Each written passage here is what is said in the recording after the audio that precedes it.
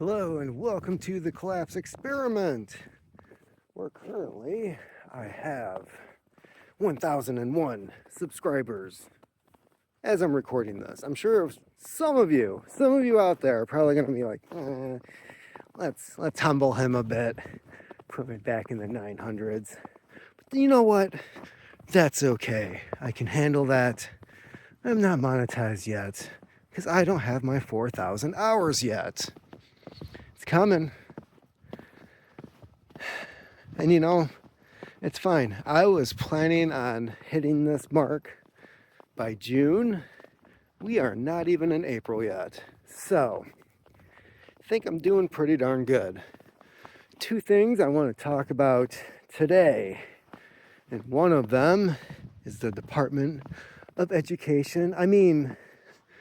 The department formerly known as the Education Department.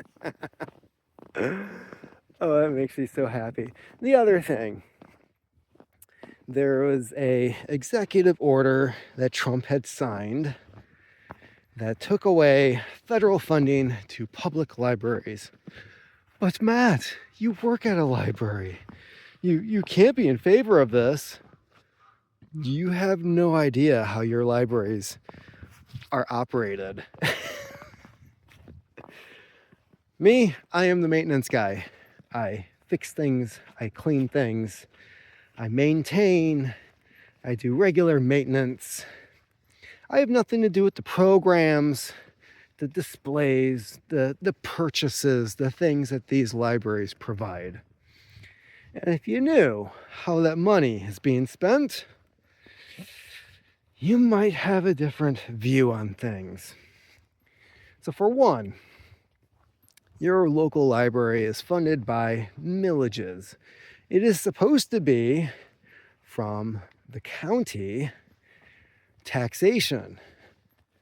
So part of the county taxes, the property taxes, is collected and allocated towards your local library. And I've worked at two libraries. The first one is the one that I used to work at in another city, and this one had insane buttloads of money, to the point where they had $20 million at one point, at least when I was working there, sitting in this nice little slush fund. It was so bad, yes, bad, because obviously people were being taxed way more than they should have for this facility and the service, right? It got so bad, they were talking about turning it into a library of things. All books and DVDs and CDs, and at one point in time they had video games, but the video games never seemed to come back. They had all this stuff available, not including the online stuff like Hoopla and Libby and all these online sources that you could access because your tax dollars paid for it. So what ends up happening is they're looking for all these other stupid ideas. This library of things, it was supposed to offer items that people could check out that they otherwise couldn't afford. And every time they talked about the things that they wanted to put in there, I'm like, you can go to local Goodwill and pick one of those up for like $12. What are you talking about? Sewing machines. Yeah, like somebody needs to check out a sewing machine. Do you have any idea how to even run thread through a sewing machine? Because I'm sure if somebody is checking one out, odds are pretty damn good they've never done that before. So you're going to get these devices back, if they come back, and you're going to have somebody on the staff that's like, yeah, I can fix that. Chainsaws. That was my favorite. Well, what if somebody needs a chainsaw? The liability alone chainsaw. Are you freaking kidding me? Some guy comes in covered in blood. I need to check this out. Is this good for cutting through bone?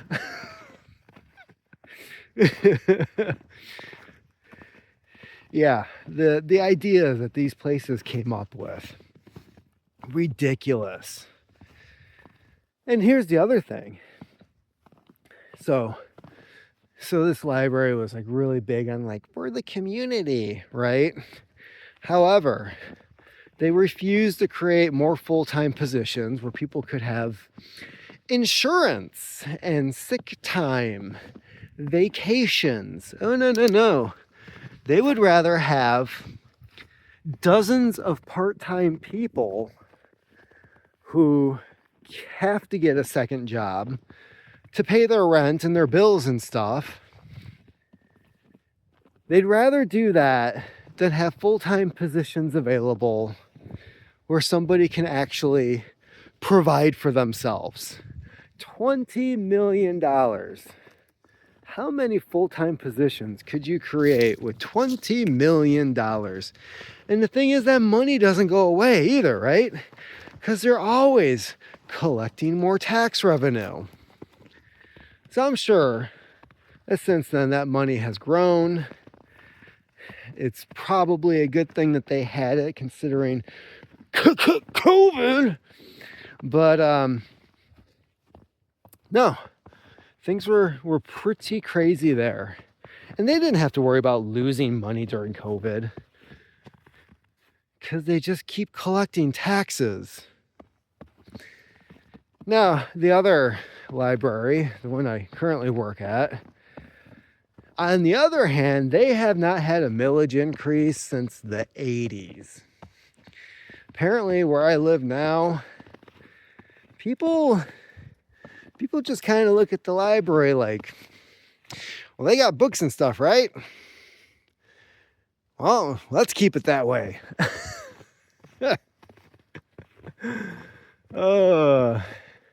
It's gotten to the point where, for one, like, basically my position at the library will never be full-time. And I don't really want it to be full-time. Not because I don't want health insurance or any of that stuff, but because it's small and there's not 8 hours of work to do there in a day. On the downside, every morning I get 2 hours before the place opens to do the things to make it presentable to the public. However, once we open, there's a whole hell of a lot of shit that I can't do. So when it comes to certain areas being vacuumed on the regular, it's just not happening. And if there's other things that needed to be touched up on, well, I've got to take that time from doing something else that should probably be taken care of. So it's kind of a shit show when it comes to making sure that things are up to where they need to be, right?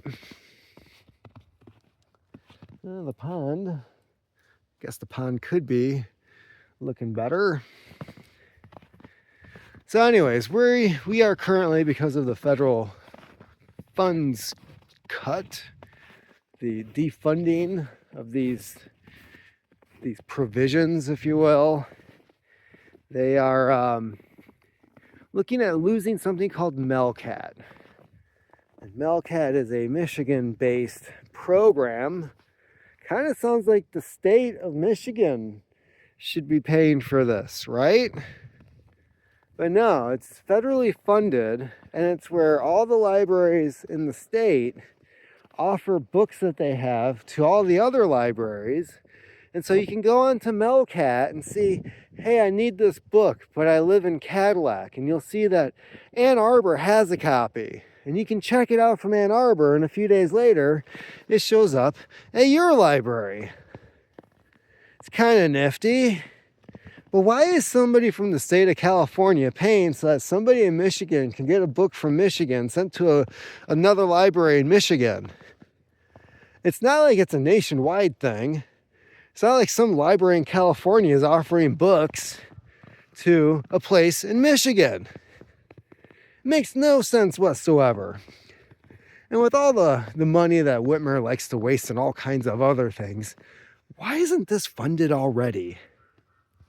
Well, if the federal government's already funding it, why would the state do it? That's the problem.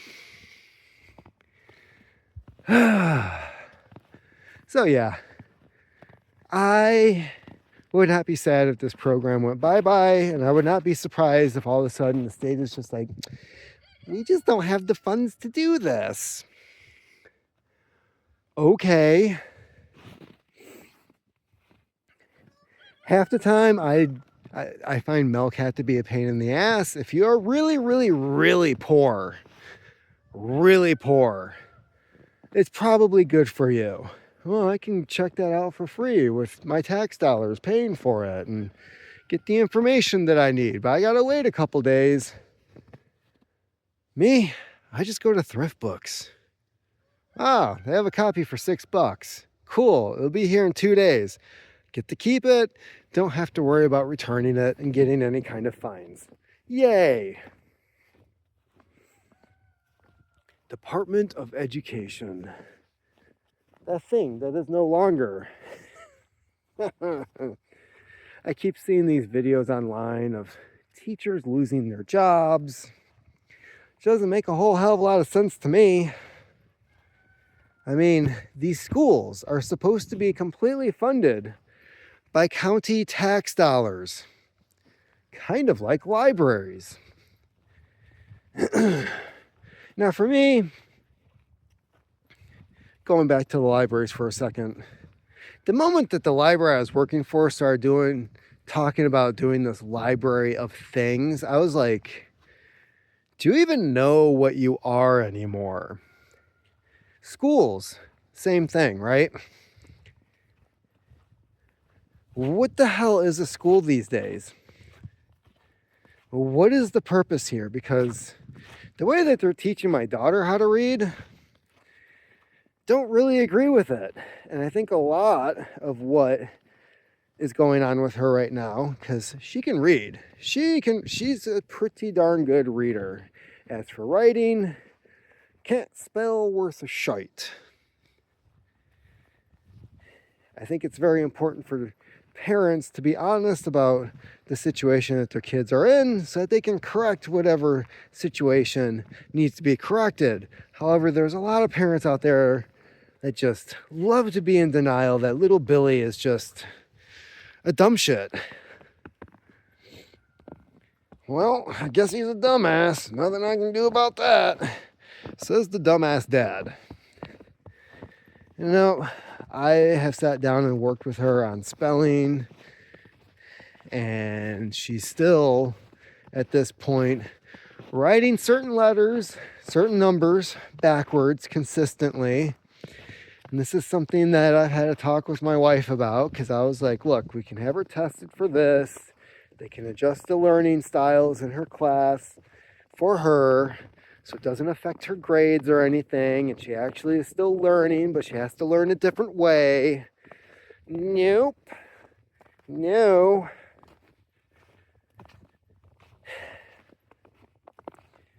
And then I'm told, well, I believe in the method of teaching her how to spell and write words where they just kind of sort of figure it out.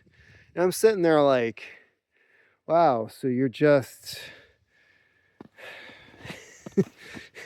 what you're doing is you're reinforcing the bad things that she's doing for a few years before you try to correct the behavior, in which case it's ingrained in her, I don't know how to spell this.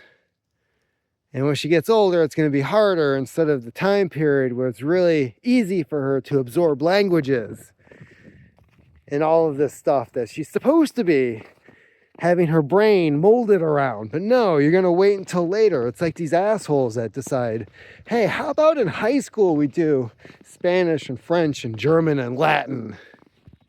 Why don't we wait until high school?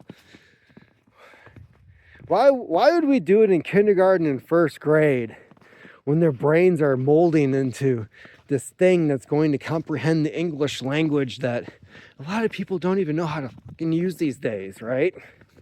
Why would we do it then?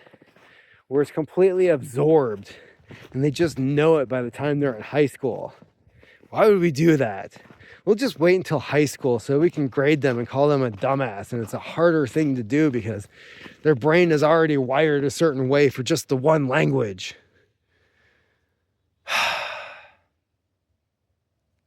Department of Education. Yeah, I've said this before, but you know what we didn't have the Department of Education for? Building the bomb.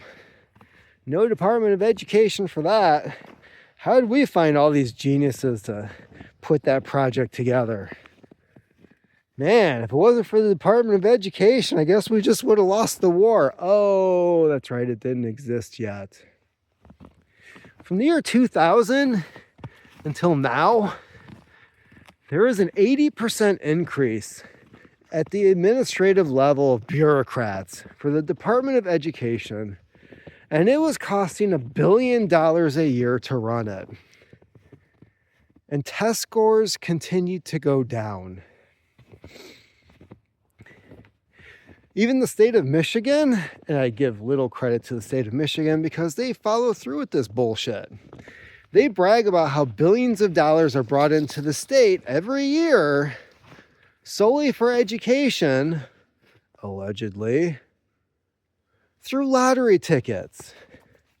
Now, for some reason, none of that money from lottery tickets, even though that's what's in the advertisement for the Michigan Lottery, goes to any of the schools because it gets allocated elsewhere because it's just considered tax revenue because the lottery is a tax on people who don't know how to do math.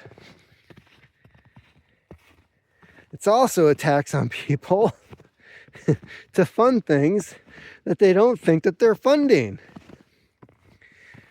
So yeah, we have this $1 billion plus revenue from selling these things. And that was the whole purpose of legalizing the lottery in the state of Michigan. It's going to help fund the schools, and yet it goes elsewhere. So we have all this money, doesn't go towards the kids. Yeah. And then there's the Department of Education making all these requirements that are just, it dumbs down all the students, for one, so that there's more people passing. And then, because the schools don't want to get a bad rating, they just pass kids who shouldn't pass. So again, why do we have the Department of Education? And the state of Michigan had to pass a law that if a child could not read by third grade, they were automatically held back in third grade.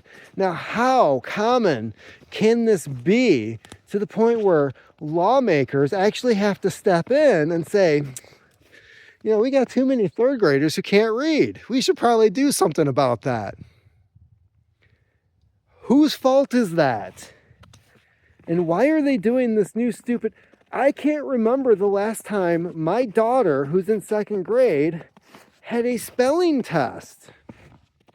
It's like maybe once a month, something gets sent home and she has to memorize these words by the end of the week. It's not a regular thing. And the school that she goes to, the principal just got Principal of the Year for the entire state or some shit. But I'm like, what is happening here? And granted, I went to a Catholic prep school. I don't know what it's like in public schools for the most part, but I'm pretty sure that what they were doing at St. Monica's in Hackett, where I went, was pretty standard. You had a weekly spelling test. There's no spelling bee. Do you remember the spelling bee? Like, there's still TV shows where they talk about the school spelling bee. They don't have one at this school. You used to have a geography bee sponsored by National Geographic, right? I was in that 3 times, and I was considered a dumbass at my school. I excelled at something. There's no geography bee.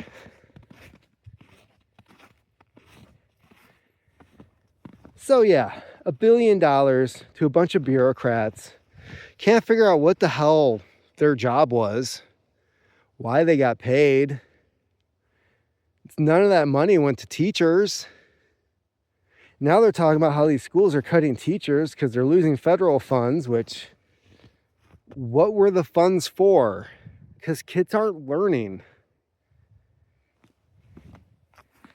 My daughter, she gets these awards from her school for good behavior. What does that have to do with grades?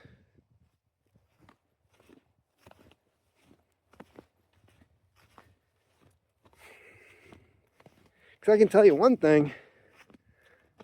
If I told her to do something right now, she would tell me no. And then I'll tell her again to do it. And then she would ask why. And then I'll tell her again to do it. And then she would just ignore me. And then I go over to the TV and shut it off. And she gets pissed off. And then just refuses to do the thing I asked her to do. So this whole good behavior thing doesn't translate to home. The least they could do is teach her how to spell. She can read just fine. But for some reason, regurgitating the things that she's reading on the page isn't happening.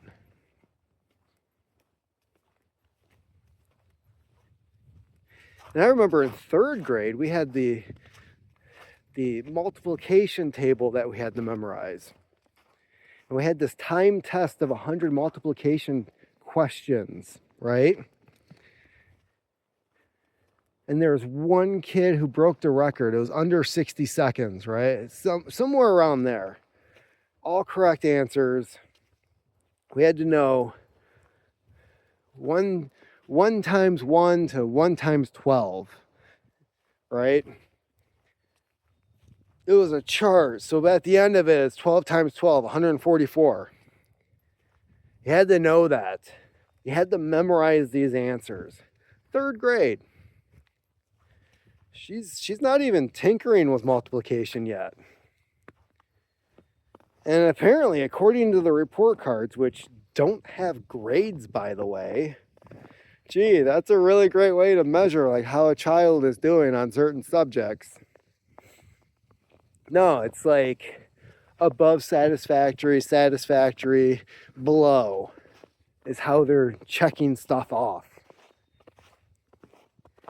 And a lot of times it's not even about subject. And apparently she's either satisfactory or above satisfaction with a lot of it. And then there'll be a little note as to like, sometimes her numbers are illegible. It's like, no shit, she's still writing them backwards. Basically, I want a recorded history right now. This is why I mention this in these videos of like a year or 2 from now when they come to us and they're like, we think your child might have. And I'll just be looking at them like, are you fucking stupid? I knew this 3 years ago. Go check out my YouTube channel.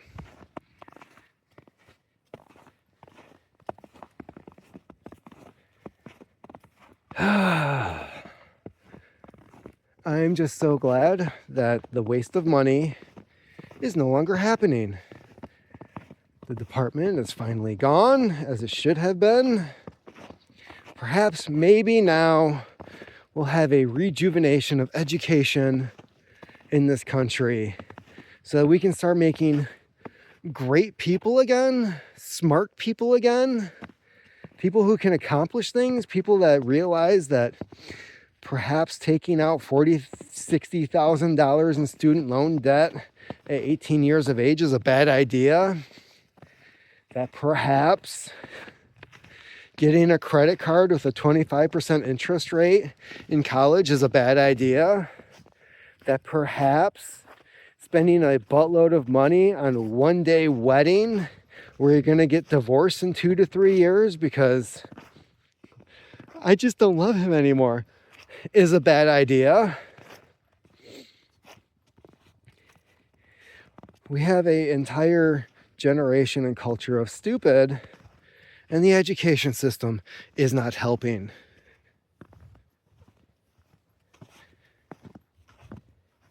You know, back in the 50s, if you were to watch a science fiction movie or a monster movie, who was the hero?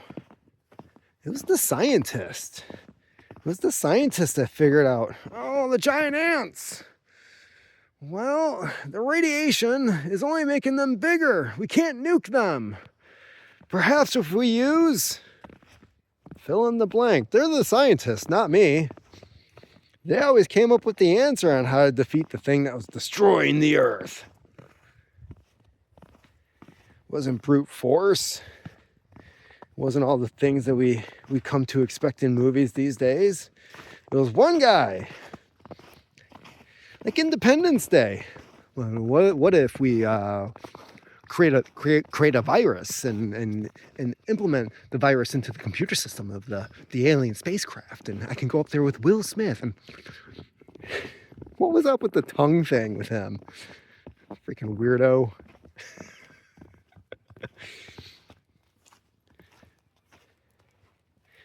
No, we don't value smart people anymore. We value people who have a lot of money for no reason. Kardashians. No reason whatsoever. I just think I'll make a porn tape with the guy with the biggest schlong I can find and leak it to the public. And then everybody will know my name. That was the birth of OnlyFans. That right there. And then Paris Hilton's like, oh, I can do that. Maybe my dog can be in the background.